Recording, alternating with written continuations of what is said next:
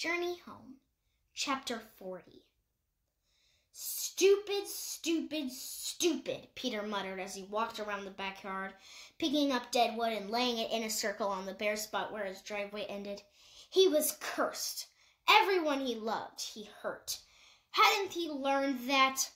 He opened PAX's old pen and swept up an armload of moldering straw, exposing mouse tunnels and scuttling beetles. He ran out and tossed the straw over the wood, shouting louder, "Stupid, stupid!" and went back for more. He hurt everyone, and then they were gone. His mother, on the last day of her life, so disappointed in him. He told Jade about it, and Jade had said that he wasn't to blame because he was only 7. And besides, mothers didn't have car accidents because their kids smashed a garden globe. But what did Jade know? His father, look what happened to him, 100 miles from base. He was probably traveling to Vola's, because in spite of what he'd said, it must have hurt him that Peter was living there.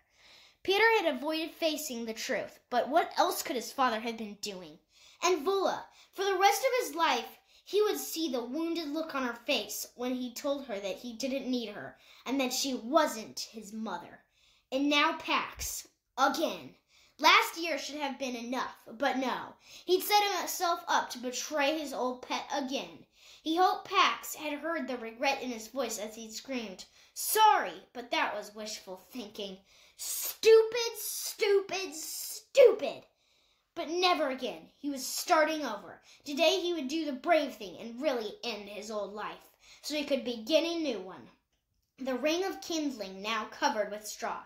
Peter ran inside, into his room. He tore the clothes out of his closet, ripped the posters from the wall, kicked boxes out from under the bed.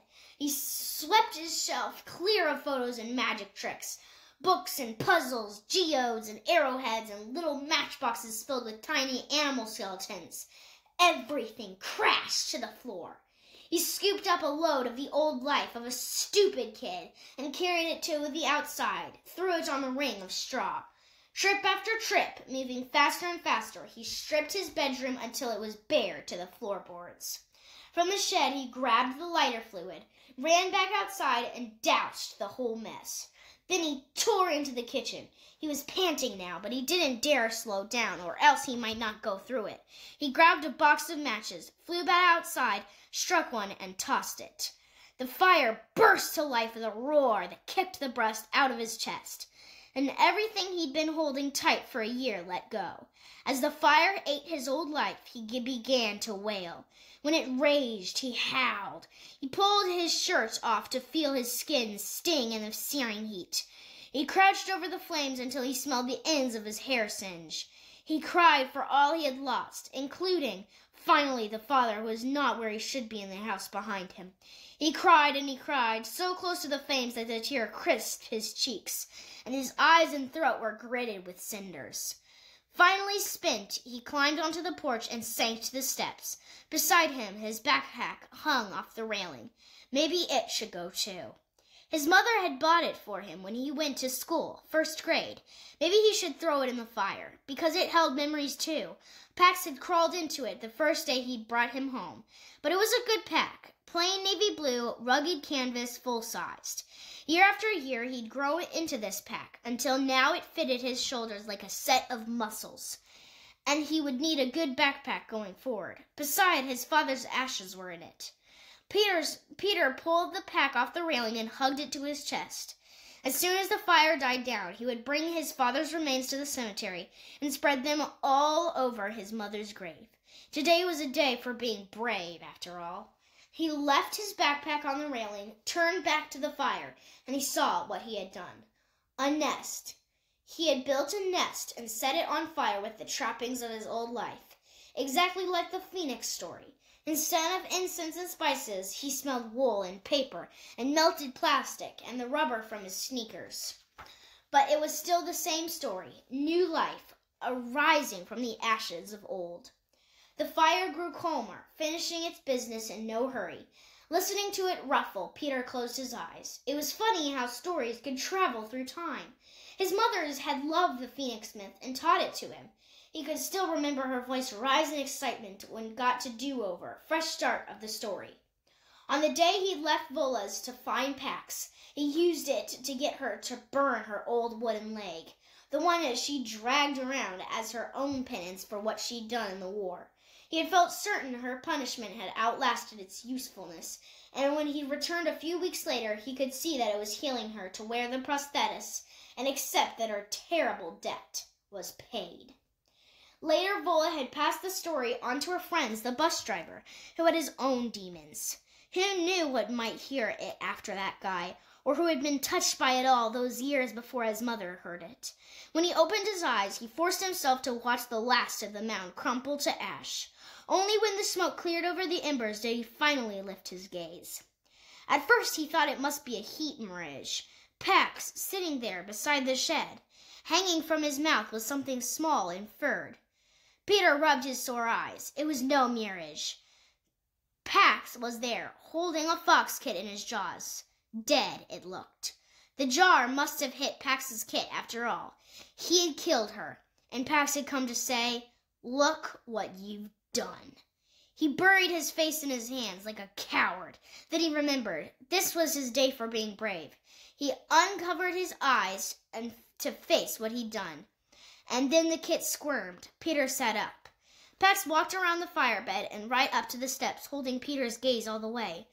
"I wasn't aiming for her," Peter started, then stopped. He could never explain. "What do you want, boy?" As if in response, Pax placed his kit at his feet, where it looked impossibly small. The kit backed into the space between his father's forelegs, shivering. Peter's hand reached out automatically to comfort the frightened kit. Then he pulled it back and looked at Pax to see if that would be okay. When Pax didn't seem to object, he touched the little forehead with a single finger. Skulled bone, delicate as an egg under silky fur. "What's going on? Do you want food for her, Pax? I have food." Pax stepped over his daughter and leaned into Peter. He fitted his head into the space between where Peter's jaw and his collarbone, the position he used to fall asleep in. Peter felt his old friend's soft breath warm his ear. Throat to throat, pulse to pulse, it was a position of trust. And Peter knew he was being forgiven again, which made him feel like weeping. The kit mewed. She stretched upon her hind legs, and Pax bent to her. They rubbed muzzles. And something passed between the father fox and the daughter, and Peter didn't need a translator. Pax was reassuring her, telling her that he loved her, and that it was all right. Then Pax shocked him by walking away.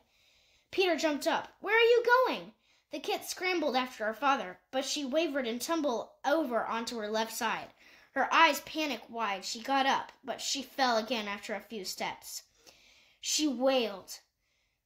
Pax stopped and turned at her cry, but he did not come back. He lifted his gaze to Peter, and then Peter understood. "Oh no, not that! Come back!" Pax walked to the edge of the yard, where the woods began, and then sat. It was clear what he was waiting for. "I can't do it! I won't!" Still, Pax waited. Peter thought of his fox's easy trust, and he was washed with shame. "All right," he called. "I'll take her." He crouched and scooped up the little creature. She was impossibly light, just bones and fur and wide, scared eyes, and she whimpered in a way that made Peter's heart squeeze. "Wait, Pax! Come back! Please," he called. Pax stood and then disappeared into the woods. Watching him leave, Peter felt abandoned, but also as if something had been completed. He turned Pax out into the wild because he knew it was best for him, and now Pax was leaving his kit for the same reason.